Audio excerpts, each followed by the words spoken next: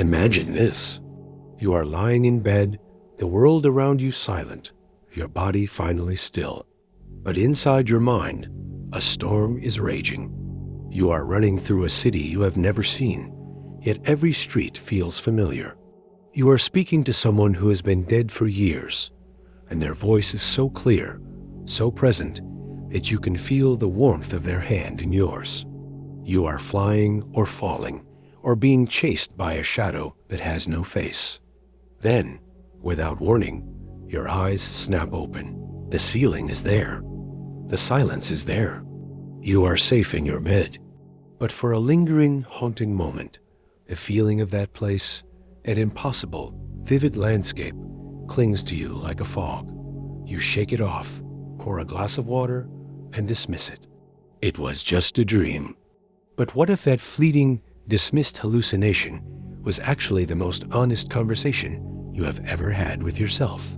What if, while you slept, your mind dropped its armor, silenced its lies, and confessed every desire you have spent your waking life denying? This is the terrifying and exhilarating proposition at the heart of Sigmund Freud's masterwork, The Interpretation of Dreams. Before Freud, a dream was treated as an omen from the gods, a meaningless echo of the day's events, or simply a disturbance of sleep. Freud, a young Viennese neurologist at the turn of the 20th century, looked at these nightly phantoms and declared them to be something else entirely.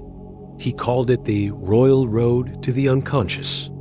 And here is the central paradox he presents, a contradiction so profound it shook the foundations of psychology. We spend our waking lives convinced we are the authors of our own story. We believe we make rational choices. We uphold moral codes. We love purely and hate justly. We believe we know ourselves. But Freud introduces a terrifying twist. The self you think you are, the rational, moral, waking you, is merely the tip of the iceberg. Beneath the surface of your consciousness lies a vast, dark, and chaotic sea of primal urges, repressed traumas, and forbidden wishes. These are the parts of you that you have deemed too ugly, too shameful, or too dangerous to look at. So, you lock them away. You build a prison for your own secrets. But here is the paradox. The prisoner never stops screaming. Every night, when the guard of your consciousness falls asleep, the prisoner rattles the bars. It twists them, distorts them, and whispers its truths through the cracks. It disguises its face so you won't recognize it and wake up. This, Freud argues, is your dream. It is not a random slideshow of images. It is a sophisticated, cunning language, the language of the unconscious trying to slip a message past the censor of your waking mind. You go to sleep seeking rest, but instead, you stage a play for yourself. A play where your deepest, most shameful desires are the lead actors, but they are wearing masks to fool you. Think about that for a moment. The dream that disturbed you last night, the one you forgot over breakfast, might have been a direct line to the very thing you are most afraid to want. The anxiety you feel in a dream, that breathless panic of being chased or exposed, is not a symptom of illness. It is the sound of your own hidden self pounding on the door, demanding to be heard. The question the book poses to you is both simple and devastating. Are you brave enough to turn the key and open that door? Are you willing to look at the masked figures on your internal stage and demand they reveal their true faces? Because if Freud is right, your dreams are not just random noise. They are the most intimate, unfiltered autobiography you will ever write. And you are the only one who has forgotten how to read it. If this glimpse behind the curtain of your own mind disturbed or fascinated you, hit that subscribe button now. We're peeling back the layers on the books that change how you see yourself. You have been told your entire life that the mind is a single, unified thing. That you are the master of your own thoughts, the captain of your own ship. But Freud looks at this confident captain and whispers a devastating diagnosis. The ship is steering itself, and you are merely the lookout, mistaking the icebergs for islands. This is the hidden problem he exposes, the fundamental flaw in human nature that the interpretation of dreams seeks to diagnose. Freud reveals that the mind is not one, but three. He maps a war zone within every human skull. There is the ID, the dark, seething cauldron of instinct. It is the infant you never outgrew, screaming, hungry, demanding pleasure now. Consequences be damned. It wants without reason, without morality, without pause. Then there is the superego, the internalized voice of your parents, your society, your culture. It is the judge, the critic, the perfectionist that whispers or shouts that you are never good enough, that your desires are filthy, that you must be pure. And caught in the middle, crushed between these two titans, is the ego. This is the you, navigating traffic, signing checks, and smiling at strangers. The ego's job is to keep the peace between the ID's screaming demands and the superego's crushing guilt. And here is the diagnosis. The ego is a liar. It survives by forgetting. To function in the world, to get out of bed and face polite society, the ego must actively repress the chaotic desires of the ID and the impossible standards of the superego. It builds a basement in the mind, the unconscious, and throws everything disturbing down there. Childhood humiliations, jealousy toward a sibling, that forbidden attraction to a friend's partner, the rage you felt at a parent but could never express. Down they go, locked away, buried alive. But buried does not mean gone. This is the part of Freud's diagnosis that connects to the shadows Carl Jung would later map. The idea that what we refuse to acknowledge in ourselves does not disappear. It festers. It gains power in the dark. You think you have dealt with your anger by suppressing it, but it has simply learned to speak in code. You think you have conquered your envy by ignoring it, but it has taken up residence in your stomach as anxiety, or in your throat as a sharp word you cannot explain. Consider your own life. Have you ever snapped at someone for no reason, the reaction far too big for the trigger? That is the unconscious leaking through. Have you ever felt a wave of inexplicable sadness on a sunny day? That is the prisoner rattling the bars. Freud's diagnosis is that we are not sick because we have these dark urges. We are sick because we pretend we do not. The modern world, with its relentless demand for politeness, productivity, and positivity, is a factory for repression. We are encouraged to be fine, to move on, to stay busy. But the unconscious does not care about your calendar. It waits, and when you sleep, when your defenses are down, it speaks. This is the weight of Freud's diagnosis. He forces you to look at the person in the mirror and admit you do not know who lives behind your own eyes. And the consequences of ignoring this tenant, this squatter in your soul, are not just bad dreams. They are neuroses. They are phobias. They are the patterns of self-sabotage you cannot break. The relationships you ruin without knowing why. The life you live feeling perpetually haunted by a ghost you refuse to see. The war inside you does not end just because you refuse to acknowledge it. It simply moves to the shadows, where it fights with weapons you cannot name. The war inside your skull does not stay contained. It leaks. It seeps into the cracks of your daylight hours, in your relationships, your choices, and the very architecture of your society. This is the unseen consequence Freud forces you to confront. The repressed does not vanish. It returns. And when it returns, it rarely wears its true face. Think of the man who is inexplicably disgusted by a certain color, a certain food, a certain type of person. He believes this disgust is rational, a simple matter of taste.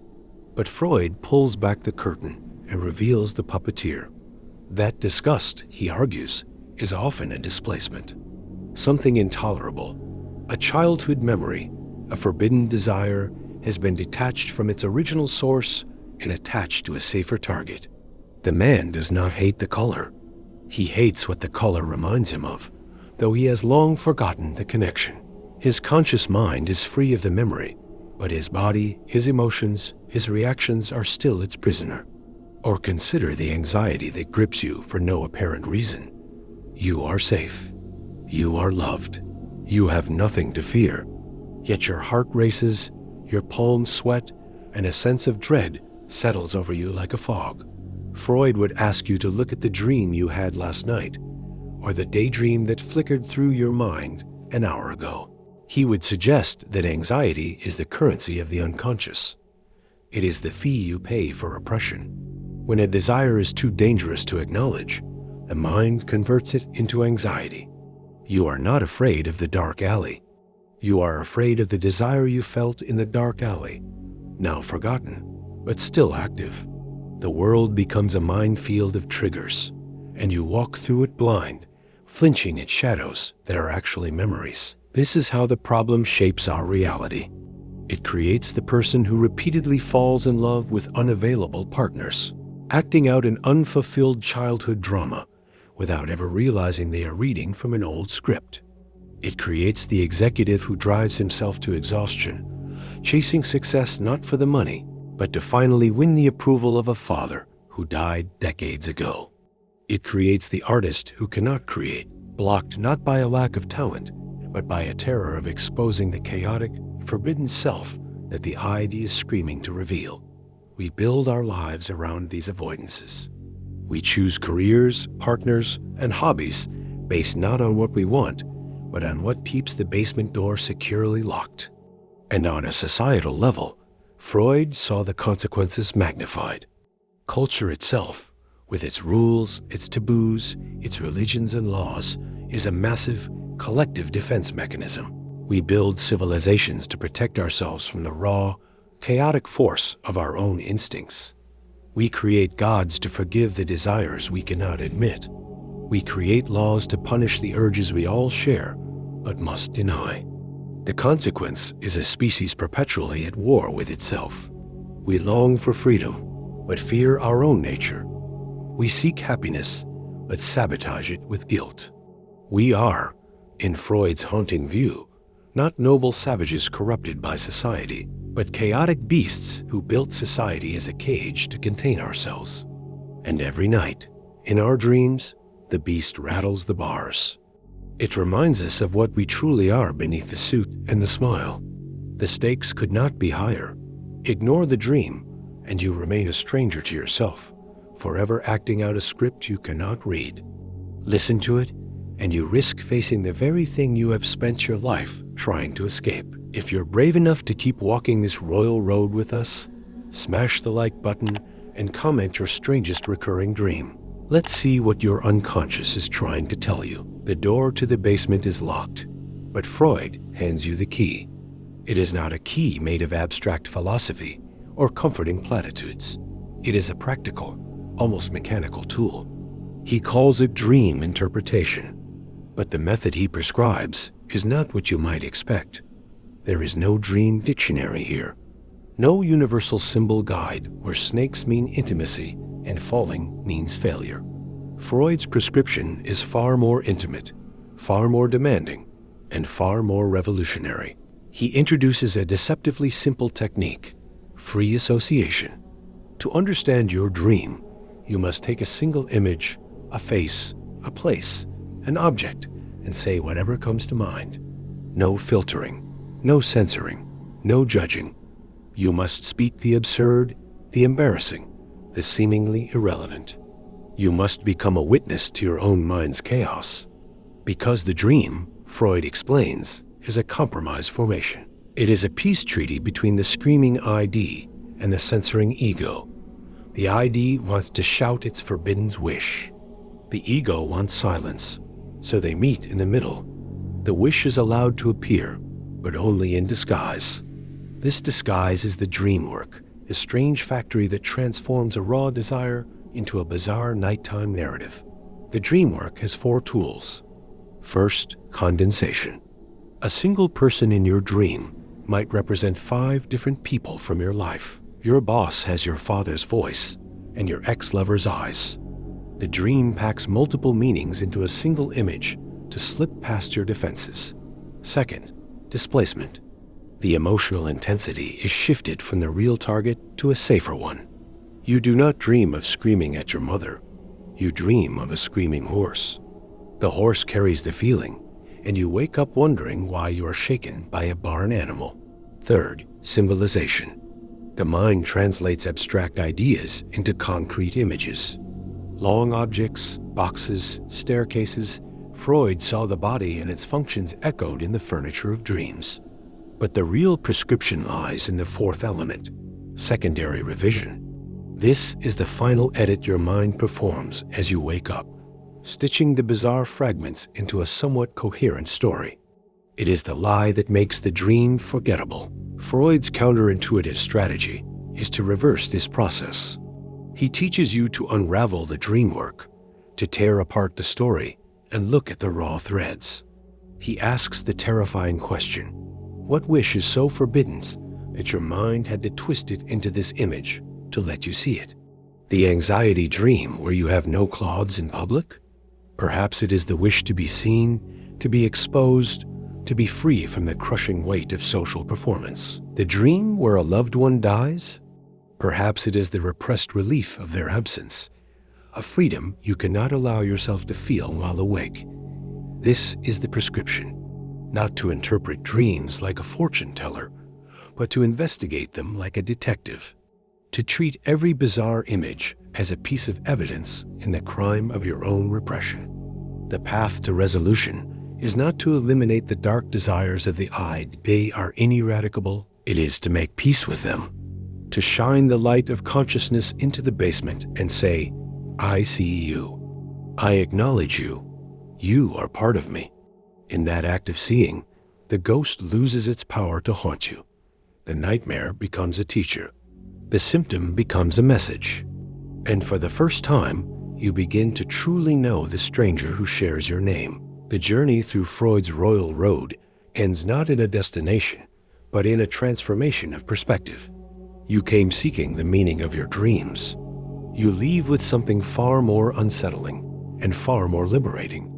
The realization that you are not oneself, but many. That the unity of consciousness you took for granted is a beautiful, necessary illusion. This is the book's ultimate truth. Freud does not merely teach you to interpret dreams. He teaches you to reinterpret yourself. The dream is not a puzzle to be solved and forgotten. It is a mirror held up to the parts of you that cannot speak in daylight. When you finally understand the language of dreams, you begin to hear the whispers of your own unconscious in every corner of your life. In the joke that makes you laugh too hard. In the book you cannot put down. In the stranger on the street who fills you with inexplicable rage or desire. The unconscious is not just active at night. It is the underground river that flows beneath every moment of your waking existence. Freud's great revelation is that there is no sharp line between sanity and madness, between normal and neurotic. We are all walking the same tightrope above the same chaotic depths. The person who claims to have no dark thoughts, no forbidden desires, no repressed memories, Freud would look at them with gentle pity. They are not healthier. They are merely more deeply asleep. They have built thicker walls, locked more doors, thrown away more keys. But the prisoner never stops screaming. And the thicker the wall, the more violent the breakout. To finish the book is to accept a radical responsibility. You can no longer claim ignorance of your own shadows. You have been given the tools to read the secret autobiography you write every night. The question is whether you have the courage to turn the page. Because once you see the pattern, once you recognize that your fear of success is really a fear of surpassing a parent, that your chronic lateness is really a rebellion against control, that your choice in partners is really an attempt to rewrite a childhood wound, you can no longer plead innocence. You are now accountable for the story you continue to write. And yet, there is profound hope in this truth. Freud, often accused of pessimism, actually offers a path to freedom. Not freedom from your instincts, that is impossible, but freedom within them. When you know the language of your unconscious, you are no longer its puppet. You can choose. You can look at a destructive pattern and say, I see where this comes from. I see what need it is trying to meet. And now I can meet that need in a way that does not destroy me. The dream once a mystery, becomes a compass. The symptom, once a curse, becomes a guide. So tonight, when you close your eyes and the world falls silent, pay attention. The play is about to begin. The actors are taking the stage, wearing their masks, speaking their coded lines. But now you know the plot. Now you know the playwright. And in that knowing, you are no longer just an audience. You are the author, finally reading between the lines of your own creation. The royal road lies open before you. The only question that remains is, are you ready to walk it?